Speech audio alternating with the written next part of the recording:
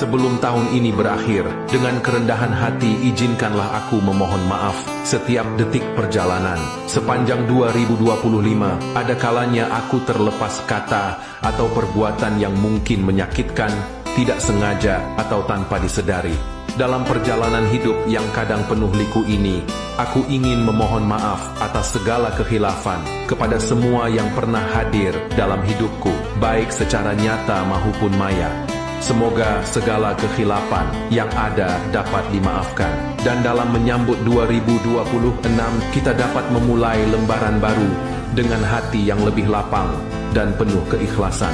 Terima kasih atas segala pemahaman dan kasih sayang yang diberikan. Semoga kita terus diberkati sepanjang tahun yang baru ini dengan kedamaian, rezeki yang barokah, serta kebahagiaan dunia dan akhirat. Amin ya rabbal alamin.